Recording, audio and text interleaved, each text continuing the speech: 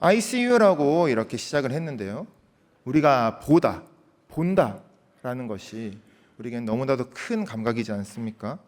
그런데 오늘 본문을 읽으신 부분에서는 정말 하나님이 어디 계신가 싶을 정도로 스스로 숨어 계신 하나님이라는 제목입니다. 우리가 하나님을 정말로 만나고 싶다, 혹은 이런 하나님을 만나고 싶다라는 것이 있습니까? 이 자리에 계시기 때문에 분명히 하나님께서는 여러분을 사랑하시고 자녀 삼아주시고 선택하여 주셔서 불러주신 것이겠죠. 그런데 우리에게는 어떤 하나님을 만나고 싶은 마음이 있으십니까? 하나님께서 나에게 복을 주시는 하나님, 혹은 하나님께서 나의 마음의 위로가 되시는 하나님, 혹은 내가 지금 하고 있는 것들을 잘할 수 있도록 도와주시고 모든 길을 열어주시는 하나님, 이런 하나님 만나고 싶으십니까? 아니면 지금 내 마음에 기도의 제목들이 있는데 그 가운데 하나님을 좀 더 인격적으로 만나게 해주세요 라는 그런 마음이 있으십니까? 혹은 지금 하나님 뭐 그렇게 필요하지 않은 것 같고 그냥 또 발걸음에 이끌려 이 자리에 나왔습니다 하는 마음도 있을 수 있겠죠.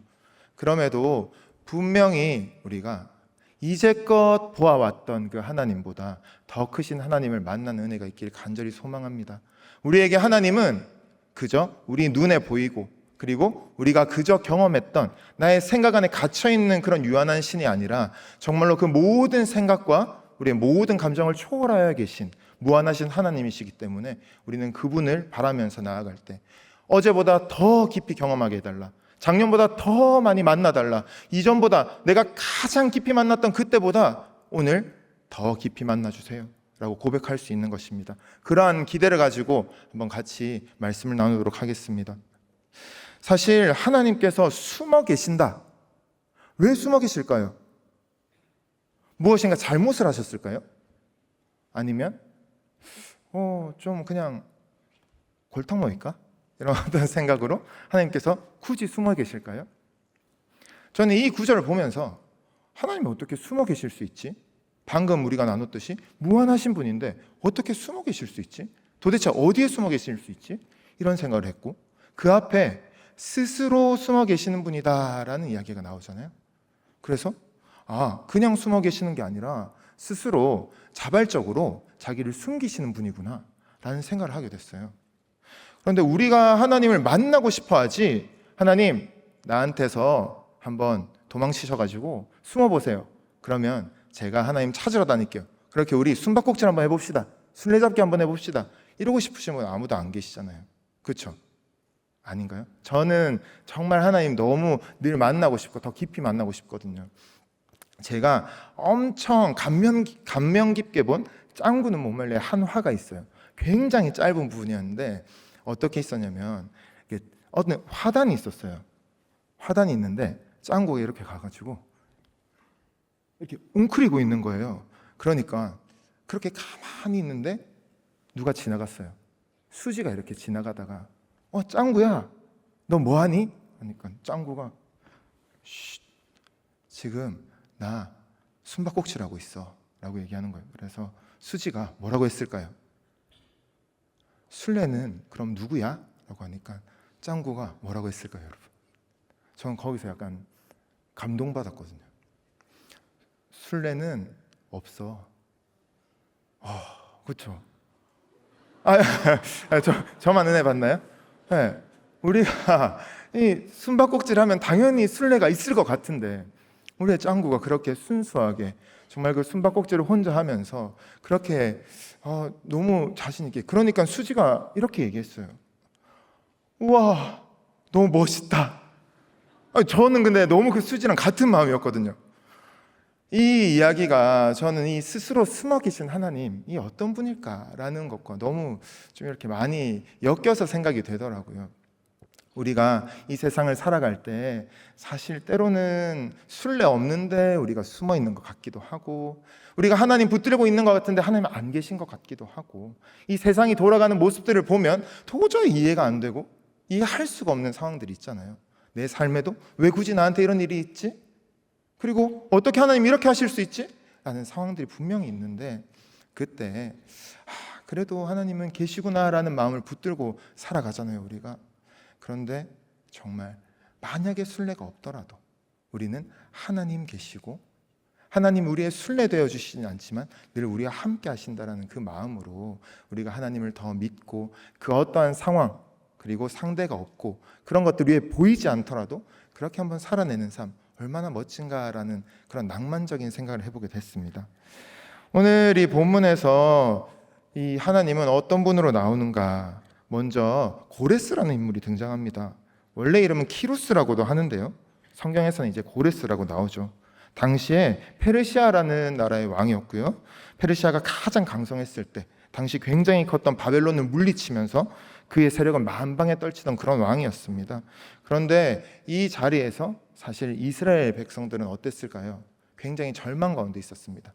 희망의 빛이 하나도 보이지 않고 절망 가운데서 하나님 과연 우리를 구원하실 수 있을까? 라는 그런 생각을 하던 때에 이 고레스 왕에게 하나님이 나타나시는 것입니다. 이러한 어떤 배경을 우리가 생각하면서 고레스 왕에게 나타나신, 이방인에게 나타나신 하나님, 그런데 그 하나님을 믿는 이스라엘 백성들의 모습은 어떠할까? 그런 마음들 한번 생각하시면서 우리 한번 본론으로 들어가도록 하겠습니다. 하나님은 어떤 분이신가? 먼저 찾아오시는 하나님이십니다. 한번 같이 해볼까요? 먼저 찾아오신 하나님, 시작. 먼저 찾아오시는 하나님이십니다. 하나님은 이스라엘 백성을 구원하시기 위해서 이스라엘 백성 중에 하나님의 백성 중 가장 뛰어난 그 한 사람을 세우신 것이 아니라 되려 이방인 왕인 고레스를 세우십니다. 그를 선택하셔서 그에게 기름을 부으십니다. 한번 45장 1절 말씀 같이 한 목소리를 읽겠습니다. 시작. 여호와께서 그의 기름 부음을 받은 고레스에게 이같이 말씀하시되 내가 그의 오른손을 붙들고 그 앞에 열국을 항복하게 하며 내가 왕들의 허리를 풀어 그 앞에 문들을 열고 성문들이 닫히지 못하게 하리라. 아멘. 하나님께서 고레스를 부르셨어요. 그리고는 어떻게 하셨어요? 기름을 부으셨죠. 그리고는 그 오른손을 붙들고 그 앞에 열국을 항복하게 하고 내가 왕들의 허리를 풀어서 그 앞에 문들을 열고 성문들이 닫히지 못하게 한다라고 하셨어요. 정말 하나님께서 이 이방인 왕 고레스에게 진짜 힘이 되주신 거예요. 당시에 이 키루스 왕에 대한 이 문서들이 계속 전승되어 오는데 헤로도투스나 이런 사람들의 어떤 역사가들의 기록에서도 분명히 그때 이 키루스 왕이 굉장히 강성했다. 그리고 심지어 그가 가는 곳마다 문이 절로 열렸다라는 기록들이 역사적으로도 전해져 내려옵니다. 그런 어떤 상황 속에서 우리의 하나님, 우리가 믿는 그 하나님이 우리의 오른손을 붙들어 주시고 그 모든 것들 가운데 우리가 다치지 않도록 모든 문 열어주시면 얼마나 좋을까요?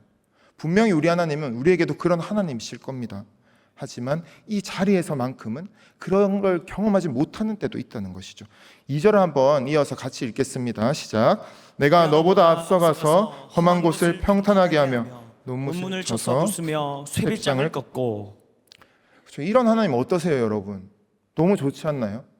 저는 진짜 너무 은혜가 되는 이런 구절인 거예요. 이 하나님은 사실 출애굽 때에도 그렇고 이스라엘 백성에게도 이미 이스라엘 백성보다 항상 앞서가셔서 그의 길들을 열어주신 그 하나님이 이렇게 고백하고 계신 겁니다. 그러면서 이번에는 이스라엘 백성이 아니라 이방왕인 고레스에게 내가 너를 기름 부었고 내가 그래서 너의 길들 모든 것들 내가 앞서가서 다 평탄하게 해주겠다라고 이야기하고 있는 것이죠. 왜 이렇게 하실까요, 여러분? 우리가 인생을 살다가 보면 하나님 안 믿는 것 같은 분들이 너무 잘 되는 것 같기도 하고 하나님을 잘 믿는 하나님의 백성들이 좀 열심히 살고 있는데도 왜 잘 안 되지? 라는 그런 생각도 들 때가 있지 않습니까? 정작 우리 자신을 볼 때에도 어떤 때는 하나님의 은혜 충만해서 너무나도 감사합니다.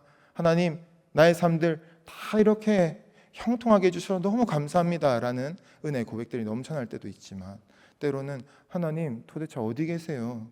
계신 건 맞아요? 정말 저 사랑하시는 건 맞아요? 라는 생각이 들 때도 있지 않으세요? 이때 이스라엘 백성들의 마음은 어땠을까요? 이스라엘 백성들은 하나님의 백성이라는 마음이 있었고 하나님을 믿으면서 하나님의 백성으로 살아가고자 애쓰고 있었는데 이방 왕에게 하나님께서 힘을 주시고 심지어 기름을 부어주시고 그래서 그의 오른손을 붙드셔서 모든 것들을 이루어 가시는 그 상황, 우리가 이 세상을 살 때에도 이런 상황들을 마주할 때 우리가 하나님 앞에 어떠한 마음을 가져야겠습니까? 사실 그 가운데서 하나님 본다는 게 쉽지 않죠. 하나님은 안 계신 것 같을 수 있죠.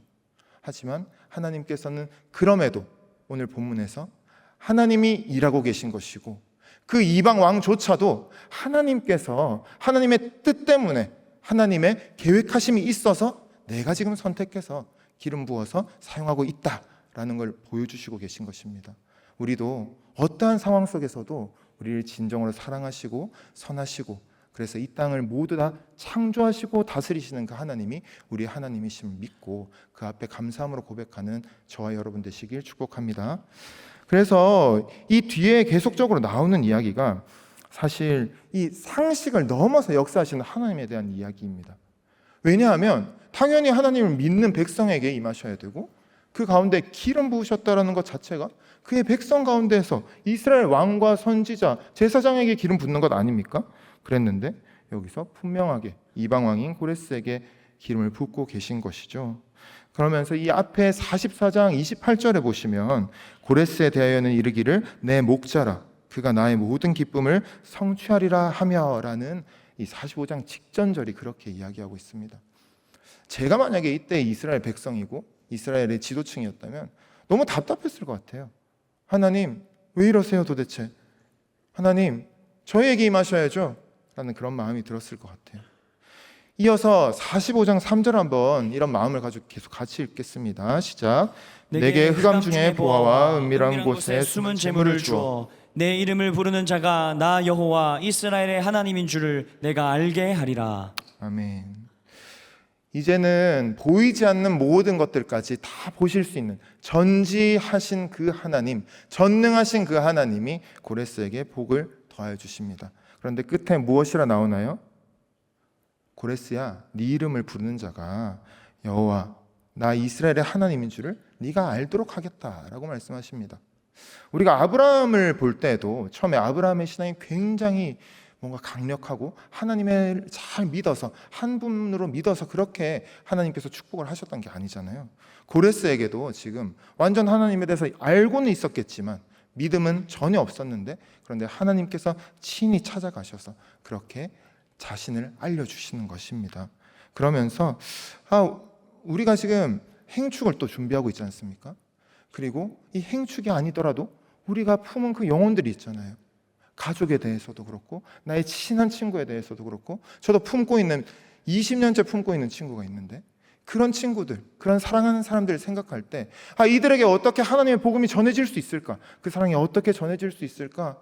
심지어 지역이 떨어지다 보니 도저히 어떤 방법으로 해야 될까라는 고민이 더 깊어진 그런 가운데 이 말씀은 한 줄기 힘이 되어주는 것 같습니다. 하나님께서는 우리가 기도하면, 그리고 하나님의 뜻이라면 분명히 친히 찾아가셔서 그들을 만나 주실 것입니다. 이 자리에도 만약 아직 하나님을 전혀 모르겠다, 아직 하나님을 만나지 못했다라는 마음이 있으신 분이 계시더라도 분명히 하나님께서는 직접 친히 찾아가 주실 것입니다. 그러한 은혜가 여러분에게 있길 간절히 소망합니다. 계속하여 우리가 찾아보면 4절 말씀을 같이 읽도록 하겠습니다. 시작. 내가 나의 종 야곱, 내가 택한 자 이스라엘 곧 너를 위하여 내 이름을 불러 너는 나를 알지 못하였을지라도 내게 칭호를 주었노라. 네, 여기서 우리는 스스로 자신을 알려주시는 그 하나님을 만날 수가 있습니다. 친히 찾아와 주셨고, 먼저 찾아와 주셔서 그리고 스스로 알려주시는 하나님. 45장 15절에서는 스스로 숨어 계시는 분이다 라는 표현이었는데, 이제는 스스로 자신을 알려주시는 그 하나님에 대해서 우리는 보게 됩니다. 내가 택한 자 이스라엘이라고 했을 때 이 택했다, 아까 전에도 고레스를 선택하신 하나님에 대해서 이야기를 나눴습니다. 지금은 이 택하였다라는 말이 히브리어 바하르라는 단어입니다.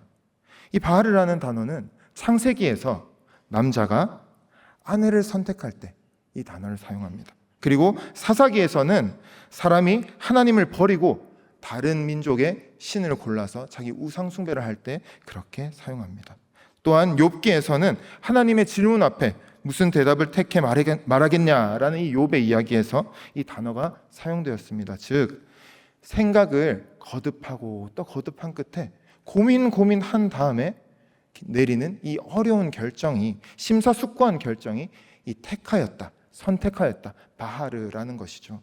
전지전능한 하나님이시니까 그냥 내가 택하면 되지 라고 그렇게 쉽게 결정하시는 것이 아니라 우리를 사랑하시고 그리고 선하심이 풍성하신 그 하나님이셔서 어떻게 하는 것이 정말로 이들의 마음을 위한 것이고 나의 마음을 잘 전할 수 있을까 고민하시고 심사숙고하시며 우리에게 그렇게 인격적으로 대하시는 그 하나님을 우리가 볼 수 있는 것입니다.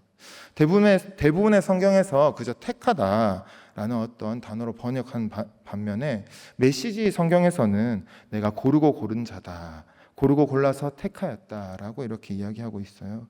그래서 우리가 영어로는 my first choice라고 나오는데 정말로 나의 최고의 선택, 그것을 위해서 전지전능하신 하나님께서 우리에게 그러한 선택으로 지금 나오신다라는 것입니다.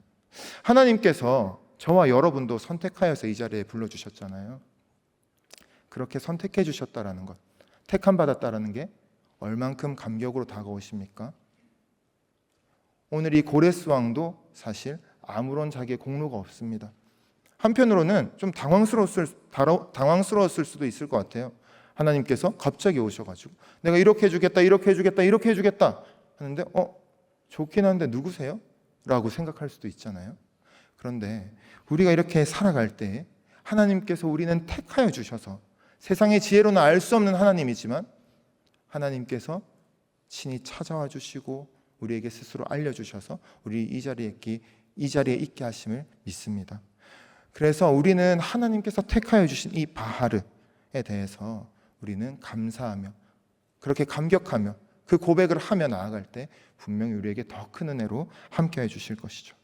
그러면서 이 바하르가 사실은 이 선택, 고르고 골랐다라는 이 한 가지 의미만 갖고 있는 것이 아닙니다. 사실 사전에서 찾아보면 제일 먼저 나오는 게 시험하다, 연단하다, 정하다, 정죄하다라는 것이죠. 이 단어만 들어도 좀 마음이 한편으로는 답답해지실 수도 있어요.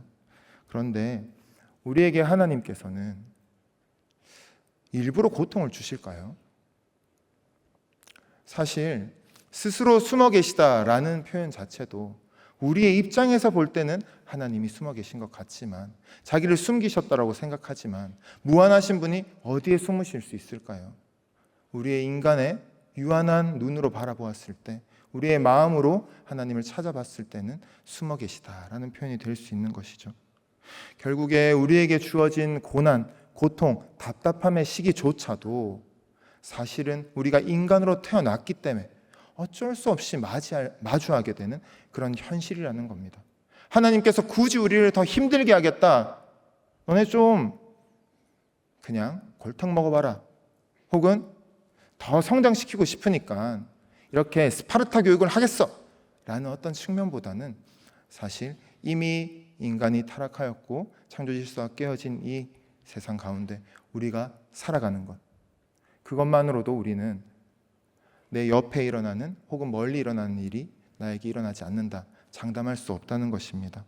그런 가운데 속에서도 우리는 하나님을 믿기 때문에, 하나님이 분명히 섭리하고 계시다, 통치하고 계시다, 다스리고 계시다, 우리를 붙들고 계시다 라고 생각하기 때문에 우리는 이 믿음에 근거하여 이 영원함에 잇대어서 이 고난의 시간들을 잘 버텨낼 수가 있는 것이죠. 우리가 아직 죄인 되었을 때 우리를 택하여 주신 그 하나님에 대한 사랑, 그리고 그 크신 은혜, 그리고 그에 걸맞는 모습으로 인도해 가실 그 하나님께 감사와 은혜와 그리고 영광을 돌려드리길 간절히 소망합니다. 그러면서 왜 그러면 이렇게 선택하셨을까라고 하면, 결국 성도의 믿음은 이 바하르, 선택하신, 정말 고르고 고르신 그 하나님의 간절한 결정에 대한 신뢰라고 할 수 있습니다. 택하신 뜻을 이루시기 위해서 하나님께서는 저와 여러분의 삶을 지금도 주관하고 계십니다. 믿으십니까? 네, 정말로 하나님께서는 그렇게 다스리고 계십니다. 비록 이 세상이 우리의 생각과 우리의 가치관과 맞지 않고, 그리고 누가 봐도 이것은 좀 왜 이런 일이 일어날까? 정말 선하신 하나님이 살아계실까? 하나님의 이 세상을 사랑하실까? 나를 사랑하실까? 라는 의문이 들고 회의가 들지언정 그 가운데도 하나님께서는 분명히 그 모든 것 가운데 살아계시고 다스리고 계신다는 것이죠. 그러면서 우리가 참 여러 가지 시험으로 말미암아 잠깐 근심하게 되지 않을 수 없으나 오히려 크게 기뻐하는도다라는 베드로전서 1장 6절을 고백할 수 있길 간절히 소망합니다. 우리가 살아갈 때에 때로는 우리에게 그것들이 근심이 될 수 있지만 분명히 결국에는 장차올 그 하나님의 영광 그리고 그 시간 가운데 주어질 하나님과의 더욱더 인격적인 교제가 우리의 삶을 더욱더 풍성하게 하실 것이다 라는 그러한 기대를 가지시길 간절히 소망합니다. 함께 45장 6절의 말씀을 읽도록 하겠습니다. 6절입니다. 해 뜨는 곳에서든지 지는 곳에서든지 나밖에 다른 이가 없는 줄 알게 하리라. 나는 여호와라 다른 이가 없느니라. 아멘. 해 뜨는 곳, 지는 곳, 모든 곳에 계신 그 하나님께서 이 온 세상 가운데 자신이 누구인지를 알게 하시겠다. 하나님밖에 없다라는 것을 보이겠다고 하십니다. 결국 고레스 한 사람만을 위한 것도 아니었고 이스라엘 백성만을 위한 것도 아니었고 온 세상까지 다 아우르시는, 즉 우리 자신과 그리고 우리가 함께하는 이 교회 공동체와 그리고 온 세상을 품는 하나님의 사랑 그리고 하나님의 선하심이 이곳 가운데 드러난다는 것입니다. 결국 하나님의 목적은 우리를 택하시고 그리고 이 모든 세상이 창조된 대로 창조 질서에 의해서 흘러가는 그 모든 시간들이 정말로 온 세상이 하나님을 알게 하도록 그렇게 역사하고 계시다라는 것이죠. 사랑하는 청년 여러분, 우리가 우리의 삶을 바라볼 때에도 때로는 우리의 감정 가운데에도 하나님을 인정하기 어려울 때가 있지 않으십니까? 그럼에도 분명히 하나님께서는 지금도 우리와 함께 하시고 우리를 위하여서 일하고 계신 분이십니다.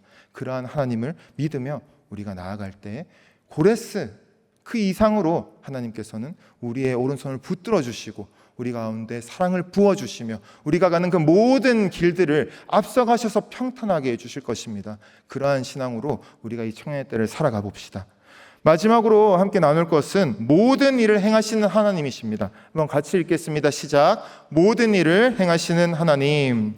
그런 하나님이 어떤 하나님이신가? 정말로 선하신 하나님이십니다. 하나님은 사랑이십니다. 그렇죠? 그래서 어둠을 짓기도 하셨지만 빛도 지으시고 평안도 지으신 분이다 라는 이야기가 나옵니다. 7절 말씀 한번 같이 읽도록 하겠습니다. 시작. 나는 빛도 짓고 어둠도 창조하며 나는 평안도 짓고 환난도 창조하나니 나는 여호와라 이 모든 일들을 행하는 자니라 하였노라. 아멘. 사랑하는 청년 여러분, 이 말씀에 진정으로 진심을 담아서 아멘이라고 화답하실 수 있으십니까? 사실 빛 지으시고 굉장한 믿음이십니다. 빛 지으시는 거 너무 좋고 평안 우리에게 주시는 거 너무 좋잖아요. 그런데 우리에게 어둠을 주시고 그리고 환난조차 창조하신다고 하면 사실 굳이 더 창조 안 해주셔도 이미 우리의 삶이 녹록치 않은데 굳이 더 창조해 주셔야 합니까? 라는 생각이 들지 않나요? 근데 이 모든 일들을 행하시는 그 하나님을 생각하실 때 아까 전에 우리 스스로 숨어 계시는 하나님께서는 자기를 감추실 수도 있지만 우리가 인식할 때 숨어 계시나? 라고 여겨지는 그 상황을 좀 바라볼 수 있다고 하였지 않습니까? 결국에 지금 이 선하신 하나님에 대해서도 우리에게 자유의지를 주신 그 하나님께서 우리가 무엇 선택해도 우리는 전혀 하나님께서 우리를 조종하신다 생각하지 않습니다. 그럼에도 무엇을 선택해야 될지 늘 하나님께 물으면서 나아가죠. 그 가운데 하나님께서는 늘 우리의 기도에 응답하여 주시는 분이시죠. 그래서 이 선하신 하나님께서 이 세상을 창조하셨고 저와 여러분을 창조하셨고 그리고 이 땅 가운데 지금도 다스리고 계시기 때문에 우리는 하나님이 보이지 않는 것 같을지라도 하나님을 붙들고 나아갈 수 있다는 것입니다. 그 가운데 하나님을 진정으로 사랑하고 나아간다면 우리에게 인격적인 교제가 이루어진다는 것이죠. 사실 하나님께서 선하지 않으셨다면 우리의 이 일상을 보시면 그리고 이 세계가 이 역사 가운데 어떻게 흘러왔는가 라는 것들을 보시면 어떤 마음이실까요? 빛이 있으라 하니까 빛이 있었다. 그러면 너네 다 없어져라 하고는 그쵸? 그 엔드게임인가? 거기서 이거 탕 튕구듯이 그냥 없어져라 한마디 하면 그냥 딱 없애고 다시 있으라 하면 되지 않으실까요? 왜 자기가 그렇게 사랑하시는 독생자 예수님을 보내시고 찢기시게 하시고 우리를 대신해서 그렇게 돌아가시고 살아가게 하셨을까요? 이 하나님에 대한 우리가 생각을 하면서 나아갈 때 하나님은 정말로 우리에게 그 선하심, 화가가 자신의 그림을 찢어버리지 않고 그리고 이 도공이 도자기를 깨지 않고 그렇게 우리를 끝까지 사랑하시면서 가시는 분이다 라는 것들을 우리의 지금 일상, 이 세상 그리고 우리의 마음을 보시면서 알 수 있다는 것입니다. 우리가 그 어느 때에도 우리에게 주신 은혜를 기억해야 합니다.